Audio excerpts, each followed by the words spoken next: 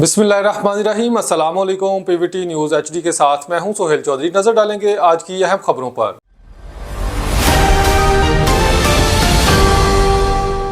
مصر میں 22 سالہ نوجوان نے 13 طالبات کو ڈوبنے سے بچاتے ہوئے اپنی جان دے دی۔ مصر میں ایک نوجوان کی بہادری اور اصرار نے پوری قوم کو غم زدہ کر دیا۔ اس کے احترام کی ایک نئی مثال بھی قائم۔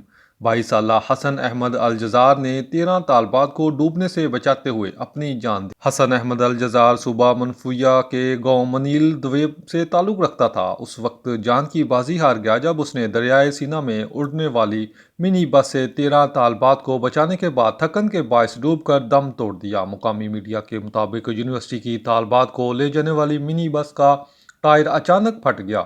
گاڑی بے قابو ہوئی اور سڑک سے پھسل کر دریا میں جا گری۔ حسن موقع پر موجود تھا اور اس نے فوراً پانی میں کود پڑا، حالانکہ وہ تیرنا جانتا بھی نہیں تھا۔ اس نے ڈوبتی ہوئی منی بس کا پچھلا دروازہ زبردستی کھولا اور ایک ایک تمام 13 طالبات کو باہر نکالنے میں کامیاب ہوا۔ بہادری اور اصرار کی آخری سانس۔ تمام طالبات کو بچانے کے بعد حسن شدید جسمانی تھکن کے باعث خود پانی میں ڈوب گیا۔ یہ وہ آخری لمحہ تھا جنہوں نے اسے ملک کا ہیرو بنا دیا۔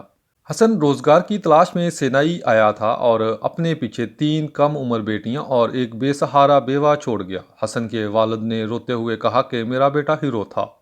اس نے اپنی جان کی پرواہ کیے بغیر 13 بچیوں کی زندگیاں بچا لی۔ میں اس پر فخر کرتا ہوں۔ انہوں نے بتایا کہ حادثہ حسن کی سالگرہ سے صرف 2 دن قبل پیش آیا۔ وہ بیٹے کے لیے کیک لے کر ملنے آ رہے تھے کہ انہیں موت کی خبر مل گئی۔ حسن کے والد نے حکومت سے اپیل کی کہ کم از کم اس کے بچیوں کی کفالت کی جائے، اور اس نے تو دوسروں کے گھروں کو ہمیشہ کے لیے ماتم سے بچا لیا۔ قوم کی اپیل، قومی اعزاز اور شہادت کا درجہ دیا جائے۔